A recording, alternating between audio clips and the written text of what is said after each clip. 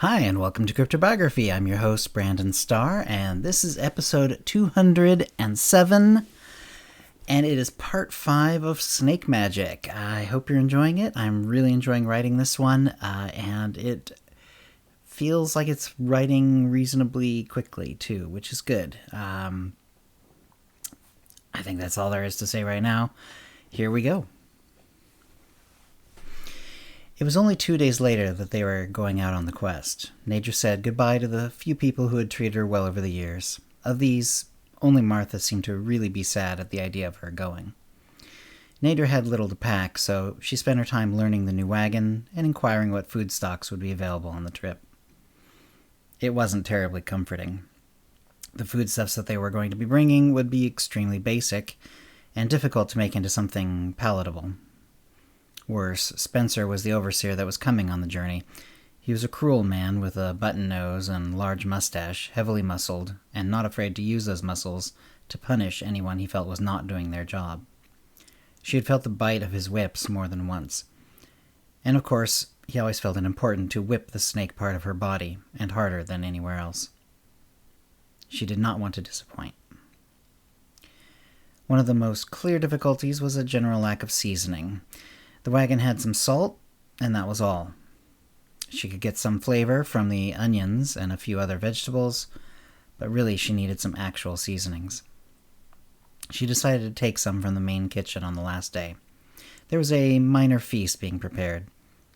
She helped out as though it was just another day, but all along she kept an eye out for anything that might help her. In the end, there wasn't much that wouldn't be missed. However, the black pepper supply was large enough that she was able to take a few corns, which she planned to grind very fine and use sparingly. She also took a bit of the bread starter. If she could keep it going, it would mean real bread instead of flat crackers. That by itself would be an immense help. There were also some of the herbs, which were in season and being brought in. She put some in the wagon by the stove to dry quickly. She also went to Wells for advice. The head chef was in his small office, working on a list of needed ingredients. Chef? He didn't look up. Neidre? Have you been made aware that I'm leaving with Garrick's company? I'm going to be the cook. He put down his quill. Yes, I was told. Is there any advice you can give me on feeding some 20 people every day for weeks on end?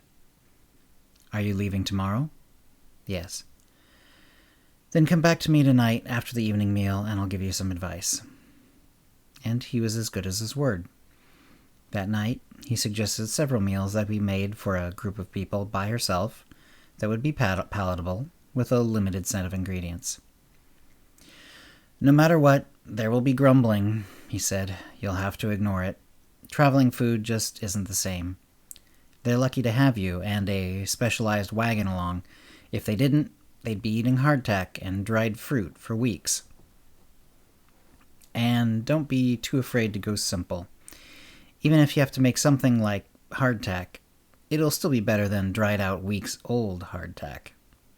She decided it wasn't the moment to bring up the fact that she had taken some dough starter in hopes of making real bread. But you think stew is best overall? Yes. Simple ingredients, easy to make, can substitute ingredients if needed, cooks all day, so there's never a chance of food poisoning, and the broth even helps keep travelers from drying out and getting constipated. She nodded. And keep them drinking water. Yes, they'll want alcohol. I suppose that whatever comes with you is going to be drunk, but travel is thirsty work and alcohol makes it worse. So try to get as much water down their throats as you can. Water can go bad, but if you heat water and let it cool, it should never make anyone sick. Get it to a boil, or nearly, then take it off the heat. Really, those are the important things. They'll moan about flavors and repetition and so on, but if you're keeping them healthy on the road, that's your real job done. Thank you, Chef, she said. She left the tiny office and was planning on going to bed, but Martha was there. Hi, Martha. You're here late. I was waiting for you. Oh? Yes, I want you to know I'll miss you. Martha handed a package out to her, which had been wrapped carefully in plain paper. Thank you. Shall I open it now? It's okay. Take care of yourself on the quest. Martha stepped forward and leaned conspiratorially towards her ear. Something doesn't add up. I don't like this. Be careful. Neidre was taken aback. What do you mean? I mean, Garrick is strutting around like he's been chosen by the gods. But do you think he has been? I don't know. I haven't seen much of Garrick since I was told I was going. I think Master Caedmon has been putting butterflies in his ear. For what purpose? To get him excited for his quest, of course. But do you think he'll fail, or what? What? I don't know. But the things I've heard, and here she pointed to her long, sensitive ears, they make me think no one is being told everything about this quest. So be careful. I like you. Thanks, Martha. A little stunned, Neidre left the kitchen and went back to her room. It was dark in there, so she opened the package just in front of her door. Martha had given her several skeins of wool. They were brightly colored, one blue, one red, and one green, and based on the color, would have been expensive for her to buy. Thank you, Martha, Neidre whispered into the night air. Then she went inside, put the skeins in the little pack of things that she was going to bring, and curled up to get to sleep. And the next day they were off. No one, of course, had advised Neidre of where they were going. The idea went through her head that she would like to know where they were going, but it left just as fast as it came. First of all, who would even know the answer? Garrick? Spencer? The thought of asking them was laughable, or would be if asking either of them wouldn't end up in her being beaten by Spencer. Would anyone else even know where they were going? Perhaps one or two of the drivers would know, but they were probably only being told enough to go the correct way. They weren't really being told the destination. So she was on the food wagon, watching Master Caedmon's estate disappear behind them. The driver of the cook wagon, Ogden, ignored her so much she was lucky to learn his name. Still, the stove was hot, and she was learning how to do her work without getting burned or causing other problems. The first day went reasonably well, food-wise. The last part of the final day had included the addition of the food stores to the wagon train. Most of it would be on another wagon, but there was a good amount of space for the day's cooking on her wagon, plus more. She was also pleasantly surprised that Martha and Chef Wells had come with a good supply of bread made that morning, plus some vegetables and lightly cured meats. Of course, it would all have to be eaten quickly, within a couple of days, but she also figured that if it dried and did not mold, the bread, at least, she could stretch beyond that by using it as dried sops for broth. So the first day was bread, the meats, and some chopped vegetables for the short midday meal. The main meal each day would come in the evening when the train stopped. So that evening they had a roast she prepared during the course of the day, slow-cooked to perfection. She served it with roasted potatoes and more of the bread. The party seemed quite happy with her skills, though she knew that soon the ingredients would be pared down and she would be making variations of stews nearly every day. Neidre also realized she was expected to sleep on the cook wagon. This presented a bit of a problem, as there wasn't much room in it and nothing that would constitute a bed. Fortunately, she could sleep on hard surfaces reasonably well by using the snake part of her body as a rest. Also, though the weather wasn't hot, it was pretty cold at night. However, she was able to keep the stove lit and stay quite warm from its heat. So she spent nearly all her time on the cook wagon. She still didn't know where they were going, nor had she any clear idea of how far they had gone. The wagon train moved slowly, but they traveled many hours each day with few stops.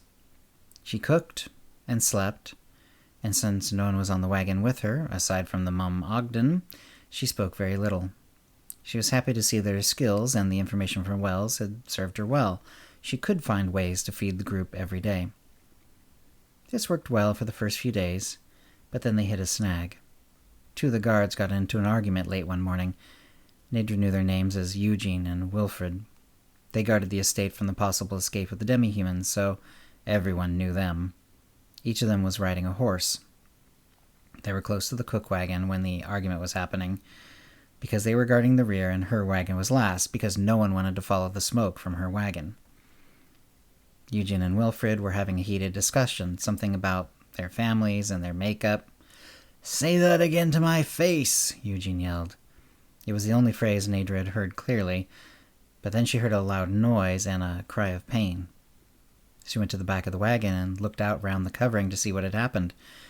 Eugene was there, looking down with a strange expression on his face, a mix of anger and surprise and triumph. Wilfred had fallen, or apparently been pushed, off of his horse. He was lying on the ground, on his side, in considerable pain.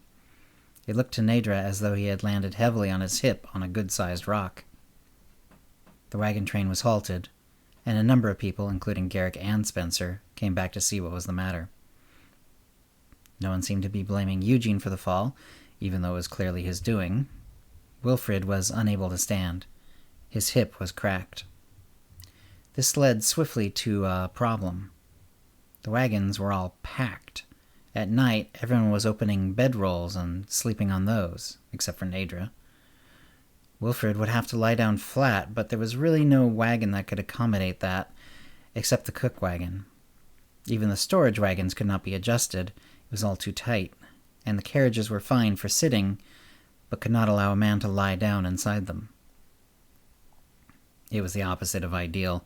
Wilfred was hoisted into her cook wagon, on the opposite side of the stove, but that really meant no room at all for Neidre to maneuver. He was in great pain, groaning constantly, and she had to move very carefully to keep from bumping him. Eventually, some strong drink was brought, and Wilfred put himself into a stupor. And that's the end of the episode for this week. Hope you're enjoying it. Where we now have Neidre out of the Caedmon estate and on this mysterious mission. And there's going to be more to come, obviously. If you have any comments or questions about this episode or previous episodes, CryptoBiography@gmail.com, or hit us up on Facebook or Twitter. And thanks for listening. Words and music copyright 2021 CryptoBiography, LLC, all rights reserved. Characters and events are fictional, fictionalized, or satirical.